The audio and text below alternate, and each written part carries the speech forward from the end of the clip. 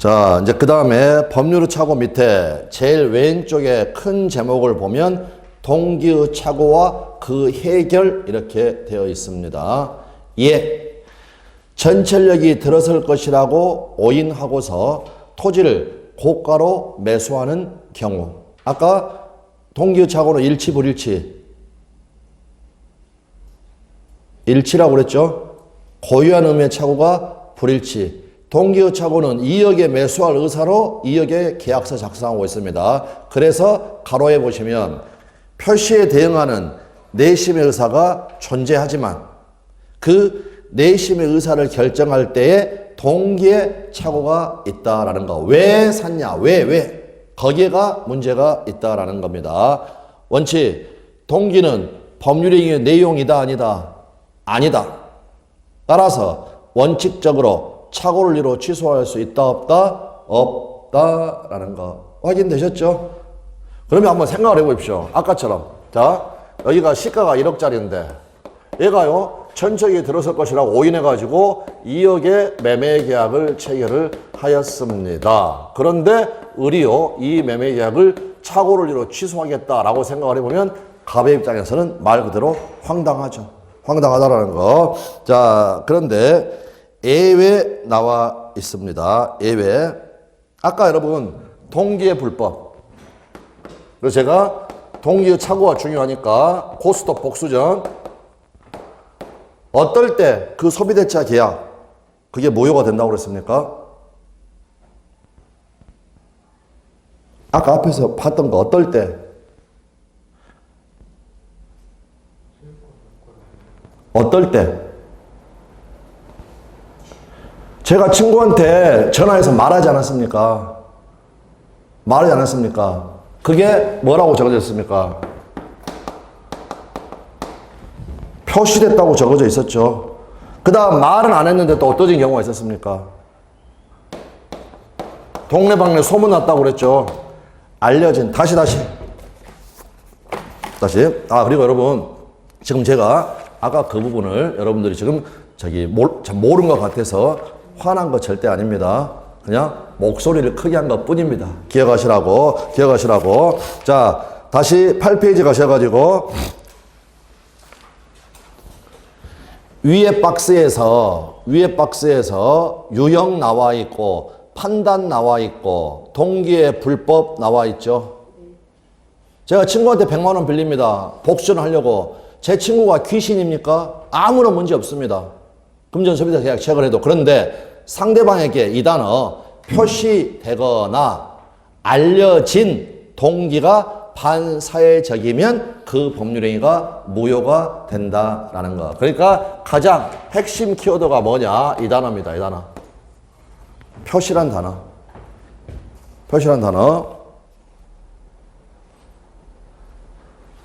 그러니까 이 경우도 마찬가지죠. 자, 왜 사느냐? 전철역이 들어설 것이라고 생각을 해서 사는데 을이 갑한테 그 동기를 표시를 하게 되면 법률행위는 내용이 된다는 겁니다.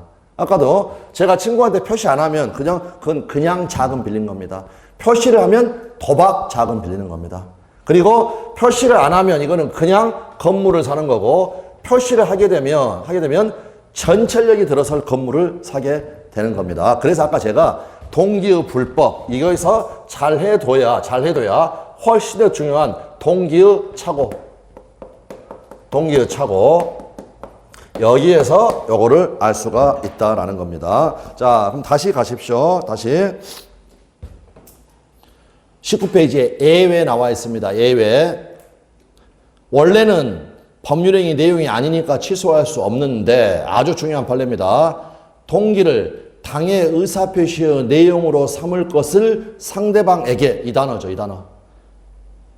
표시하여 의사표시 해석상 법률행위의 내용으로 되어야 합니다. 그러니까 말이 기니까 표시해야 내용이 된다. 그리고 가로 부분은 지금 보지 마십시오. 이제 내용이 됐으니까 중요 부분에 해당해야 되겠죠. 그 다음 부분, 나아가 그 착오는 보통 일반인이 표의자 입장에 섰더라면 그와 같은 의사표시를 하지 않았으리라고 여겨질 정도로 그것이 중요한 부분에 관한 것이어야 한다. 그런데 중요 부분이어야 한다는 것은 동기의 착오에만 특별한 문제는 아니죠. 그러니까 여기서 딱 모든 걸 관통하는 것은 표시입니다. 표시. 동기가 표시가 되면 내용이 될 수 있다. 내용이 될 수 있다. 네, 이렇게 봐두시면 되겠습니다. 자, 밑에는 지금 보지 마시고요. 판례라고 적어져 있는 거, 아까 벽돌 공장 사건이라고 했던 거. 그럼 여러분, 자, 여기는 여러분 좀 외운다고 좀 생각을 하십시오. 매수한 토지가 계약 체결 당시부터 법령상의 제한으로 인해 매수인이 의도한 목적대로 이용할 수 없게 된 경우 매수인의 착오는 동기의 착오가 될 수 있다. 이렇게 해서. 그럼 이 말은 결론적으로는 착오 취소가 된다는 겁니까? 안 된다는 겁니까? 이게 벽돌 공장 사건이니까 착오 취소가 된다는 겁니까? 안 된다는 겁니까? 안 된다라는 걸 이야기를 하고 있는 겁니다. 그리고 일단은 한번 읽어서 확인하고 판례의 조금 더 구체적인 내용은 다음 순환 때 말씀을 드리겠습니다. 그 다음 넘어가셔가지고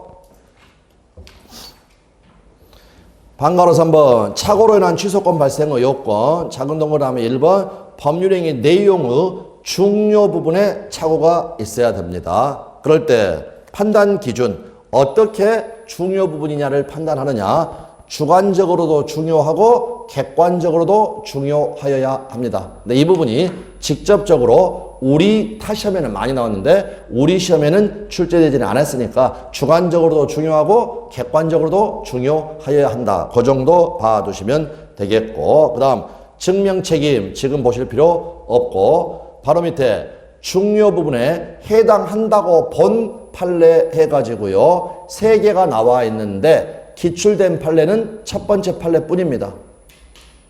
그래서 이거는 하천 부지 사건 이렇게 이름을 붙이겠습니다. 하천 부지 사건. 읽어보면 그 내용이 나와 있습니다. 토지 전부를 경작할 수 있는 농지인 줄 알고 매수했는데 나중에 측량을 해보니까 절반의 면적이, 그 다음에 또 판례서안에서는 70%인 경우도 있었습니다. 하천이다.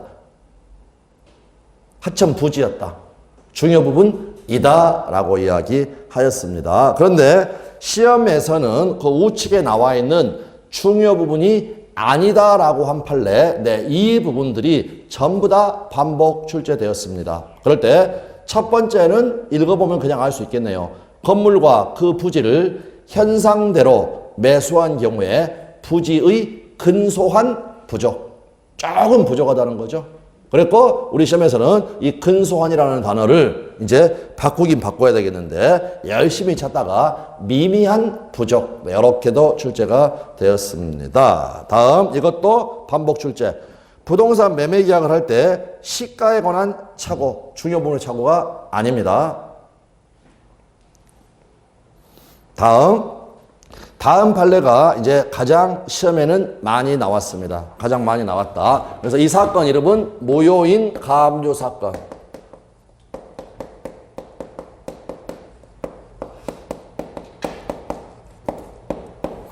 무효인 가압류 사건.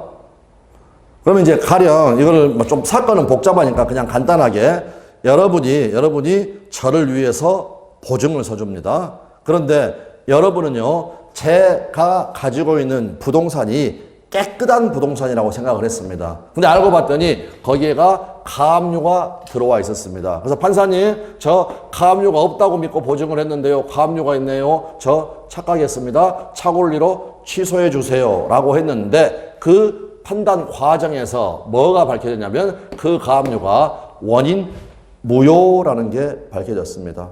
실제로는 가압류 없는 거하고 마찬가지죠. 그때 판례가 뭐라고 그랬느냐.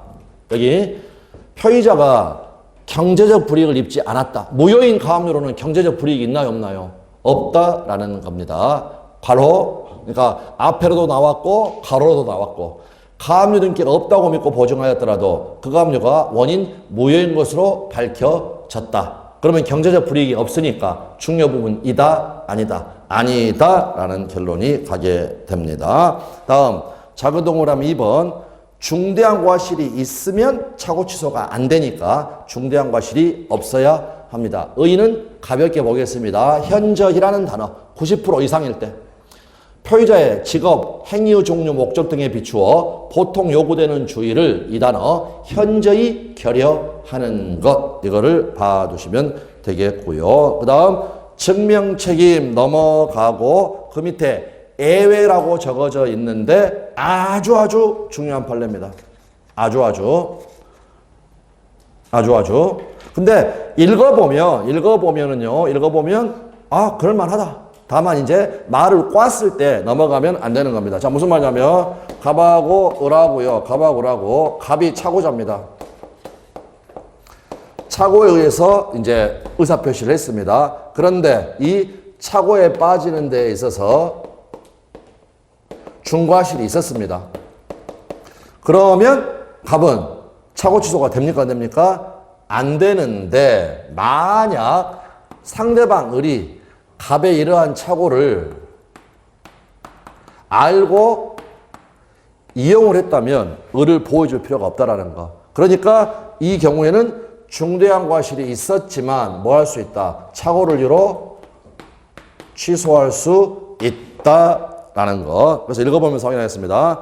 상대방이 표의자의 착오를 알고 이용한 경우에는 표의자는 착오가 중대한 과실로 인한 것이더라도 의사표시를 취소할 수 있다.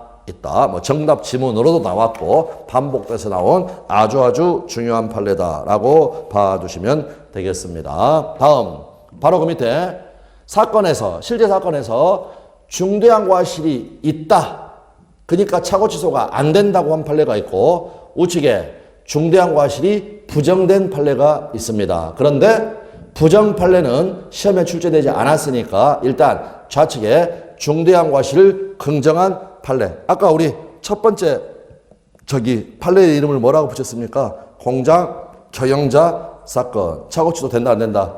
안 된다. 그래서 사장님이 공장 경영자가 공장 부지를 매수를 하면서 그 땅 위에 공장을 건축할 수 있는지 여부를 전화 한 통 안 해본 겁니다.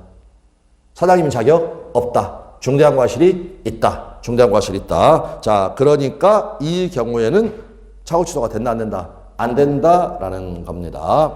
자, 그 다음에 부정한 판례에 바로 오른쪽에 가보시면 이건 나중에 말씀드릴 텐데 출발이 뭐라고 되어 있냐면 한번 읽어만 보겠습니다. 부동산 중개업자가 다른 점포를 매매 목적물로 잘못 소개하여 매수인이 매매 목적물에 관하여 착오를 일으켰다. 이거는 지금 문제를 누가 지금 이야기했습니까? 출발이 누가 잘못한 겁니까? 중개업자가 잘못한 거죠. 중개업자가 잘못 알려줬다니까요. 잘못 알려줬다. 그런데 밑에 왼쪽의 두 번째 지문은 처음에 뭐라고 출발합니까? 공인중개사를 통하지 않고 이렇게 출발합니다. 그러니까 이 사건은 뭐라고 이름을 붙일 거냐면 개인적 토지거래 사건.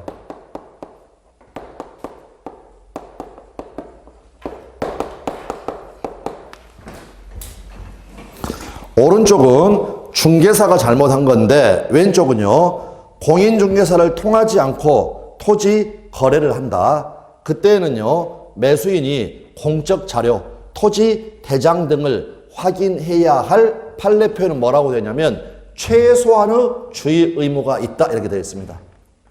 그런데 확인하지 않았다면 최소한의 주의 의무도 하지 않았으니까 중대한 과실이 있다. 그래서 중대한 과실이 긍정된 판례는 공장 경영자 사건 그리고 개인적 토지거래 사건 이렇게 해서 해주시면 됩니다. 제가 계속해서 무슨 사건 이렇게 이야기하는 건 아까도 말씀드렸지만 착오는 판례 잔치입니다. 판례 잔치. 그래서 조금 더 그걸 부각시키기 위해서 말씀을 드린다라고 봐두시면 되겠습니다. 효과는 21페이지 효과. 제일 위에만 읽겠습니다. 취소권 발생. 민법은 착오 효과에 관하여 취소할 수 있다고 정하고 있다. 그 정도 봐두시면 되겠고요. 그 밑에 취소 배제 여기는 건너뛰고 다음 대항 불능. 아까 조문 읽었었죠. 착오로 인한 의사표시의 취소, 즉 착오를 이유로 취소된 법률행위의 무효는 선의의 제3자에게 대항하지 못한다. 그러니까 이 역시도 가로에서 보시는 것처럼 상대적 무효다라는 것. 다음 그 밑에 다른 제도와의 관계 나와 있는데 여기서는 두 가지만 보겠습니다. 첫 번째, 자연적 해석. 아까 했던 거. X토지, Y토지 사건. 당사자가 합의한 매매 목적물의 지번에 관하여 착오를 일으켜 계약서상 목적물의 지번을 잘못 표시하였다. 착오 취소가 된다, 안 된다? 안 된다. 아까 착오가 존재하지 않는다고 그랬죠? 원하는 대로 계약이 성립하기 때문에. 원하는 대로 계약이 성립하기 때문에. 자, 그 다음 그 밑에 불법행위 손해배상의 문제. 자, 이렇게 한번 봐보십시오. 가령 을이 착오자입니다. 그랬고요. 이 사람이 착오를 일으켰는데 여기가 과실이 있었습니다. 과실.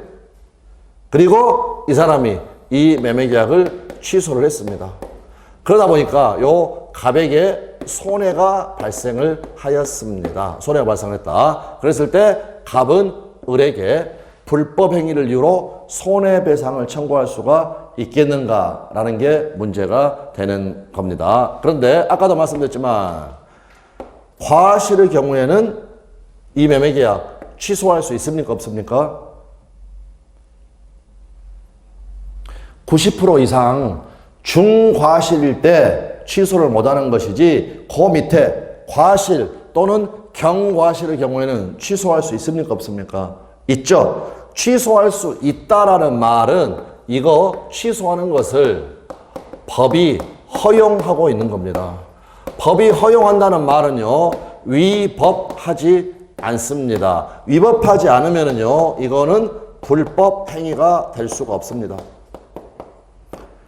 불법 행위가 될 수가 없다. 그러니까 결론 읽습니다. 거기 경과실, 경자가 빠질 수도 있습니다. 경과실로 인해 착오에 빠진 표의자가 착오를 이유로 의사표시를 취소한 경우 상대방에 대하여 불법 행위로 인한 손해배상 책임을 진다, 안 진다? 안 진다라는 거. 불법 행위가 아니다. 왜 불법 행위가 아니냐? 위법하지 않다. 자연적 해석 바로 그 밑에 지금 읽고 있습니다. 왜 위법하지 않느냐? 법이 취소할 수 있다고 해도 된다고 허용하고 있다. 허용하고 있다. 네, 이렇게 해서 봐두시면 되겠습니다. 이 정도, 여기 2개 정도 봐두면 됩니다. 그 다음 22페이지에 가시면 시간 관계상 조문 읽어보고요. 조문 읽어보고 그 다음에 약간의 설명 드리고 마무리하겠습니다. 110조 사기 강박에 의한 의사표시 1항 사기나 강박에 의한 의사표시는 취소할 수 있다. 2항 상대방이 있는 의사표시에 관하여 제3자가 사기나 강박을 행한 경우에는 상대방이 그 사실을 알았거나 알 수 있었을 경우에 한하여 그 의사표시를 취소할 수 있다. 3항 전 2항의 의사표시의 취소는 즉 사기강박을 이유로 취소된 법률행위의 무효는 선의의 제3자에게 대항하지 못한다. 그럼 결국 절대적 무효다, 상대적 무효다? 상대적 무효라고 법에 적어져 있습니다. 자, 그런데 1항하고 2항하고 1항은 아주 조문이요. 짧고 깔끔합니다. 그런데 2항은 왜 이렇게 길고 복잡해졌나요? 어떤 단어 때문에? 어떤 단어 때문에?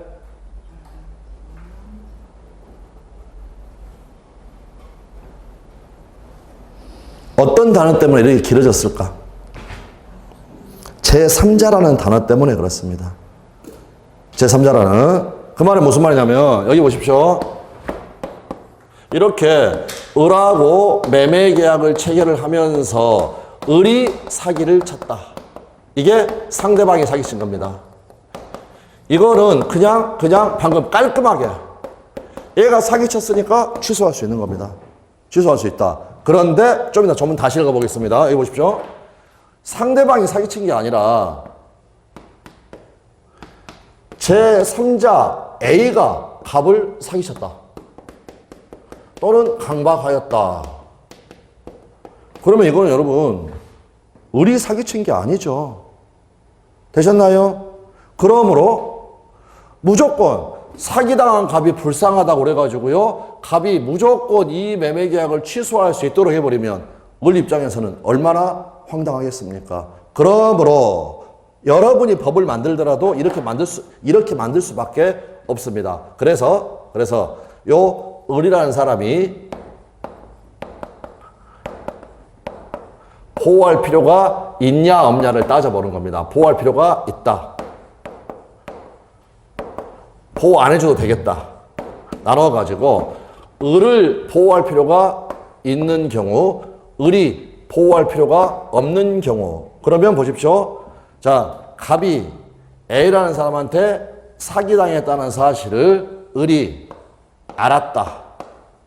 또는 알 수 있었다. 알 수 있었다.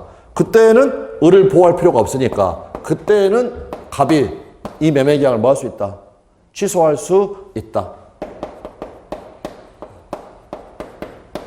그러면 여기를 보고 알았거나 알 수 있었다. 그러면 을을 보호할 필요가 있는 경우는 어떤 경우가 되겠습니까? 말로 할 수 있어야죠, 이제. 아까 사람의 인식은 크게 나누면 두 가지가 있다. 알았다, 몰랐다. 다음, 더 세분화해가지고 몰랐다를 두 종류로 나눌 수 있다라고 했습니다. 여기가 알았다, 이게 악입니다, 악이. 그 다음, 알 수 있었다, 이게 과실이 있다는 겁니다. 몰랐지만 과실이 있다. 그러니까 여기는 뭐가 적어졌나요? 선의, 무과실. 세 종류 중에서 여기가 1번, 여기가 2번, 여기가 3번. 그래서 다시 한번 이제 봅니다. 자, 다시 전문 읽습니다.